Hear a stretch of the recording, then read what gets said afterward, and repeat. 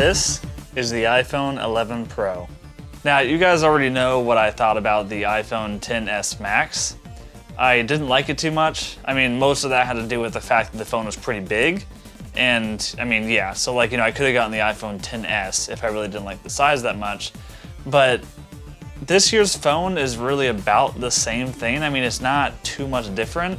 I mean, that makes sense, because supposedly next year, Apple is going to do a major redesign with the iPhone, kind of like when they went from the iPhone 7 to the 10. But, for me, I think the upgrade was worth it this year. And basically, I mean, this just to summarize my thoughts on the whole matter. If you use the camera on your phone for business, like, if you take it really seriously, if you use that camera on your phone to actually make money, like commercially and actually do stuff that is done professionally, then yeah, you're probably gonna want to upgrade to this phone, even if you have the XS Max right now, because the difference between the iPhone XS camera and the 11 Pro camera is massive. I mean, this is probably one of the biggest upgrades to the camera I've seen in an iPhone since, going from, I think it was like the 5 to the 6. I forget what upgrade that was, but I remember there was some really big upgrade. I think it was from it might have been the 3G to the 4, something like that. But yeah, you're getting a major upgrade in the camera this year. I mean, you're even getting an extra camera too. You get that super wide angle lens, which by the way is really wide. I mean, see, okay, my main job, my full-time job, is actually taking photos of cars at a car dealership in Indianapolis. And man, like the difference it has made in my job, this super wide angle camera is so great. Like when I take photos of wheels on cars, it used to be that I would almost always have to pull out the car, out of the spot it's in, and then take the photos then. Like, I would need a little bit of distance from the wheels to be able to get some decent photos where I get the whole wheel in there.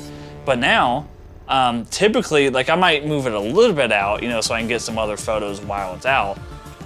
But for getting the wheel photos, I don't really have to move the car at all now. I can still have cars next to that car I'm taking photos of and still get photos of the wheels that look just fine. I mean, here and there might be a little bit of like some weird distortion effects, like, if I don't get it straight on. But as long as I get a photo that's pretty straight, you don't really notice too much of a difference. Yeah, I mean, they're not perfect. They're definitely not perfect, but it gets the job done. There are also photos in small spaces that I can get a better view. Like if I'm trying to take a photo of a bedroom or something that is very small, I wouldn't be able to get a photo of the whole room using just the standard wide angle camera that we've had in previous iPhones. But now with this ultra wide angle, I can just get in the corner of a room, snap a photo with that camera lens, and I get the entire room. I mean, it's 120 degrees field of view. So yeah, if you take photos like that, we would benefit from a super wide angle camera. Definitely worth the upgrade. I mean, there's no argument there. Like if you would have a need for that kind of wide angle camera, yeah, you're gonna want to get this one. But yeah, I mean, if you probably won't need to take photos of like that, like if you're not taking super landscape photos or like photos of a bedroom or something, which is especially used for if you're in the real estate industry. If you're not doing any of that stuff, honestly, I don't think this upgrade is worth it for you. Like if you don't care too much about the camera on your smartphone, you're not going to be doing a lot of slow fees or anything, like taking videos from this selfie camera that's in slow motion. If you're not going to be doing any of that stuff, I don't think this is worth it. Especially if you're on the XS Max right now. I would just wait for next year's iPhone if you're gonna do that. Now, if you're on the iPhone upgrade program like me, I mean, you probably already upgraded if you are, but if you're on that program, it's probably worth it, especially because you're just gonna be paying the monthly payments every month, like I am right now. But yeah, if you buy the phone outright, I would just wait till next year, because that's when Apple is said to be developing a phone that's majorly different from what we have right now. This phone is a lot like the XS and the 10 before that. So, I mean, I wouldn't expect it to be really different. The camera is really different. That's a major change. But other than the camera, there's not too much. I mean, okay, the battery life is really good too. The battery life I'm getting on this 11 Pro right now, not the Max, just the 11 Pro, the 5.8-inch display, I'm getting about the same battery life on this thing that I got with my 10s Max last year, which, it was a really good battery life. I would go through an entire day not even having to charge it once. And I use my phone a lot. I use it for my job. I take photos for, usually 6 hours.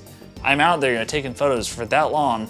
And yeah, I'll charge it, at the end of the day, but it lasts for a long time. I'm taking photos, I'm using that camera a lot, and, it doesn't die.